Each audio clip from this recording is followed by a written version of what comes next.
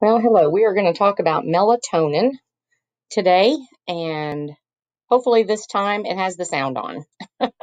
So, some of the things we're going to talk about is the stimulus, where it's secreted from, where it's going, what it does when it gets there, the class of drug that it is, and any disorders that are associated.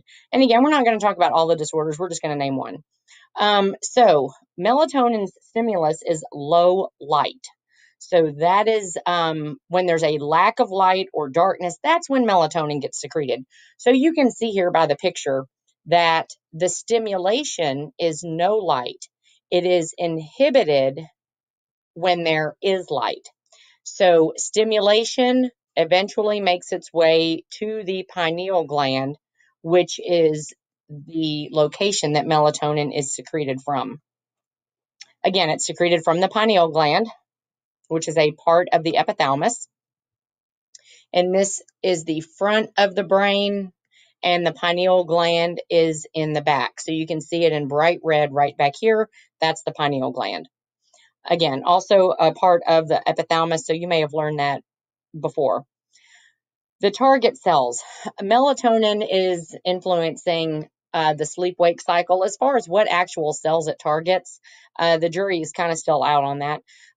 We do know that increased melatonin results in sleepiness, where decreased melatonin results in wakefulness. So when your pineal gland is secreting melatonin, it's going to make you feel sleepy. When your pineal gland is not secreting melatonin, you're going to feel awake. And when would your pineal gland not secrete melatonin? When it's bright. And that's why they say you need to turn off those computer screens before you go to bed about 30 minutes. That's to let your pineal gland recognize it's dark and then to go out and start secreting it. The disease that we're going to talk about is SAD, seasonal affective disorder, and it is due to hypersecretion. That means too much secretion of melatonin. And when would this happen? It's going to happen in basically latitudes where there's not a lot of sun during certain times of the year. So especially during the winter time as well, it depends on how much sunlight is able to be received from that location. And the less sun you get, the more incidence you have of SAD, seasonal affective disorder. For whatever reason, it does happen more in women than men. I'm not going to ask you that on the test. Just to kind of give you an idea, it happens, the incidence is 9.7% in New Hampshire, 1.4% in Florida. Why would that be? Again, I'm not going to ask you the numbers, but if you look location-wise where New Hampshire is up here. It's at a higher latitude that doesn't receive as much sun throughout the year, as opposed to Florida, which is in a high sunny latitude. They get a lot of sun year round.